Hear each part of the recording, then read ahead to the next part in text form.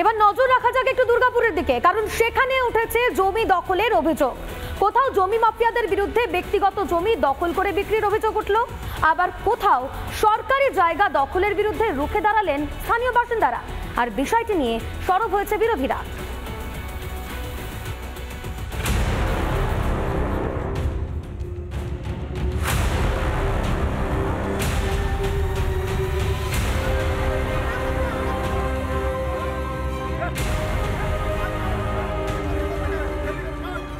ব্যক্তিগত জমি দখল করে বিক্রি করে দিচ্ছে একদল জমি মাফিয়া, এমনই অভিযোগ উঠল অঞ্চলের দক্ষিণ খণ্ডে।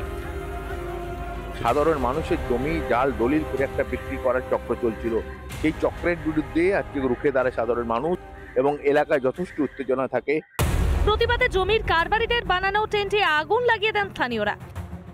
আনপারচেসিং ল্যান্ড যেগুলো ইপিএল এর পারচেসিং এর গায়ে আছে, সেই সমস্ত জমির মালিকদের সঙ্গেও কোনো কথা না বলে প্রাইভেটেশনের দিকে এটা আগাচ্ছে। আমাদের প্রতিবাদ সেই জায়গাটাতেই যে জমির মালিকদের সঙ্গে বসে, বকেয়া যাদের রয়েছে সার্ভিস, তাদের সঙ্গে বসে একটা নিগোসিয়েশনের রাস্তায় এসে পরে প্রজেক্ট হোক, প্রজেক্টকে ওয়েলকাম। অন্যদিকে দুর্গাপুরের ৩০ নম্বর ওয়ার্ডের কোক ওভেন থানার সুকান্তপল্লীতে সরকারি জায়গা দখল করে চলছিল কাঠামো তৈরির কাজ।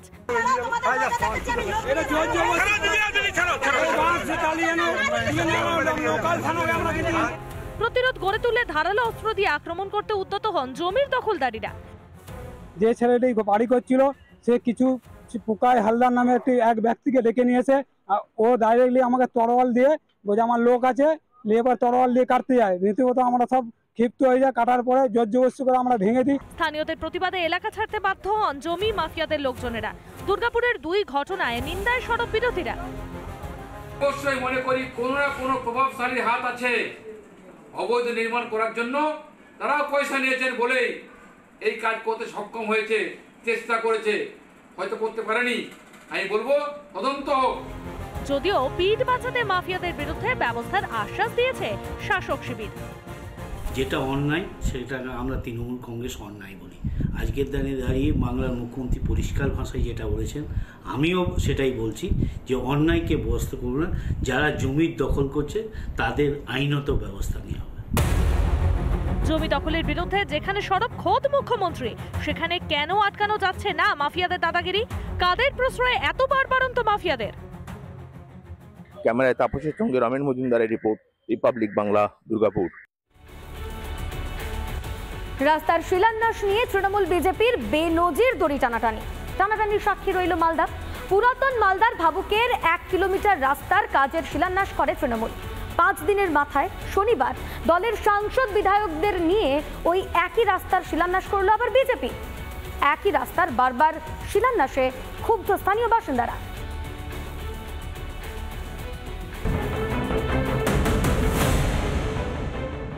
পুরাতন মালদার ভাবুকের কুতুবপুর অঞ্চল, এখানেই 1 কিলোমিটার রাস্তা কংক্রিটের ঢালাইয়ের কাজ শুরুর কথা। চলতি মাসের 8 তারিখ তার শুভ সূচনা করেন তৃণমূল পরিচালিত মালদা জেলা পরিষদের সদস্য নাইকি হাঁসদা। এ পর্যন্ত সব ঠিকই ছিল, কিন্তু ঘটনার 5 দিনের মাথায় শনিবার পুনরায় সেই রাস্তার শিলান্যাস করতে দেখা গেল মালদা উত্তরের সাংসদ খগেন মুর্মু এবং বিজেপি পরিচালিত পুরাতন মালদা পঞ্চায়েত সমিতির সভাপতি রুম্পা রাজবংশীকে। রাস্তার কাজ শুরুর আগে বারবার শিলান্যাসে ক্ষিপ্ত স্থানীয়রা। কেন ফের শিলান্যাস, তা নিয়ে এলাকাবাসী বিজেপি সাংসদের কাছে প্রশ্ন করে।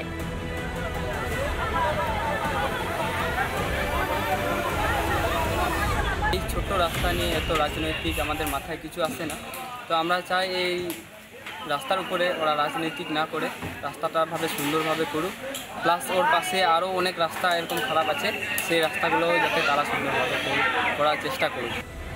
শাসক দল কোন অধিকারে আগেভাগে রাস্তার শিলান্যাস করেছে তা নিয়ে প্রশ্ন তুলেছে স্থানীয় বিজেপি নেতৃত্ব। মালদা পঞ্চায়েত সমিতির প্রাক্তন সভাপতি উনি এসে নারকেল ফাটিয়ে গেলেন রাস্তা উদ্বোধন করেন। এটা তো হাস্যকর বিষয়। উনি পঞ্চায়েত সমিতির সভাপতি ছিলেন, উনি করতে পারলেন না ডেভেলপমেন্ট ওয়ার্ক এলাকায় ওর মালদায়। উনি পঞ্চায়েত সমিতির প্রাক্তন সভাপতি, ওনার কি সাংবিধানিক অধিকার আছে সেটা আমার জানা নাই। এই উত্তরটা তৃণমূল দিবে, তৃণমূলের কাছ থেকে নিয়ে।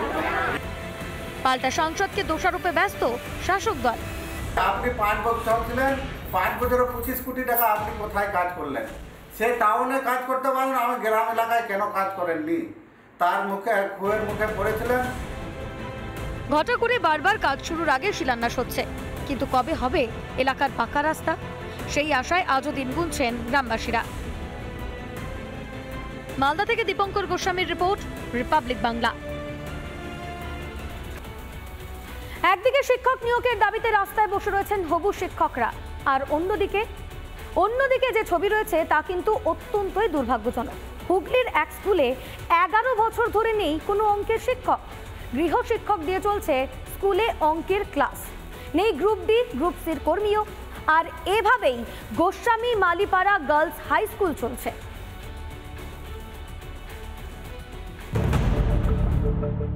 হুগলির গোস্বামী মালিপাড়া গার্লস হাই স্কুলে পড়ুয়ার সংখ্যা প্রায় 300-র বেশি। এত পড়ুয়ার শিক্ষা দেওয়ার জন্য স্থায়ী শিক্ষক মাত্র 9 জন। শুধু শিক্ষকের অভাবই নয়, স্কুলে নেই অশিক্ষক কর্মীও। চরম সমস্যায় স্কুল চালাতে হচ্ছে প্রধান শিক্ষককে। তাই ওই 13 থেকে পরে মানে সেই গ্যাপটা আবার এখন গ্যাপটা ওই আমরা কমিটির সাথে করে এখানে একজন মাস্টারমশাই উনি প্রাইভেট টিউশন করেন আর কি, তা ওনাকে রিকোয়েস্ট করাতে উনি ওই 7, 8, 9, 10 এই 4টে ক্লাস উনি আমাকে একটু করে দেন আর কি। 2013 সাল অন্যত্র বদলি হয়ে যান অঙ্কের শিক্ষক। মাঝে এক শিক্ষক এলেও তিনিও বদলে নিয়েছেন অন্যত্র। সেই থেকে স্থানীয় এক গৃহ শিক্ষকই স্কুলে অঙ্ক শেখাচ্ছেন। এখানে তো আমি প্রাইভেট টিউশনই করি, করে উনি যেটুকু ফাঁকা সময় দেন, যে আমার সেকেন্ড পিরিয়ড থেকে আমার আরম্ভ হয়, তার ফলে আমার টিউশনি সেরে ওই 11:30 থেকে আমি ক্লাসটা নিই। এবার 4টে ক্লাস পরস্পর টিফিনের পর হয়ে যায়, আমার ছুটি, তারপর আবার প্রাইভেট টিউশন করি। কবে হবে সমস্যার সমাধান? প্রশাসনের থেকে মিলছে শুধুই আশ্বাস। স্কুলে অ্যাকচুয়ালি স্কুলের ভালো কাজ করতে হলে পরিচালন কমিটিকে অ্যাক্টিভ হতে হয়। সেটা আমি দেখছি, ওরা আমার কাছে একটা অলরেডি জানিয়েছে। আমি রাজ্যের শিক্ষামন্ত্রী বাধ্য সাহেব এই ব্যাপারে কথা বলব। এটা দপ্তর চিন্তা করছে খুব তাড়াতাড়ি সেই সমস্যার সমাধান হয়ে যাবে। রাজ্যের শিক্ষার হাল এমনিতেই তলানিতে, তার মধ্যে স্কুলের ভারসাম্য না রেখেই আকছার বদলি হয়ে যাচ্ছেন শিক্ষকরা, ফলে সমস্যা আরও বাড়ছে। কবে মিলবে স্থায়ী সমাধান? প্রধান শিক্ষক যেটা জানাচ্ছেন যে তাদের এই বিষয়টা সমস্ত জায়গাতে তা জানানো হয়েছে। যদি এই বিষয়টি নজর দিয়ে দেখা হয় তাহলে পড়াশোনার ক্ষেত্রে তাদের সুবিধা হবে। হুগলি থেকে সুজিত গৌর, রিপাবলিক বাংলা।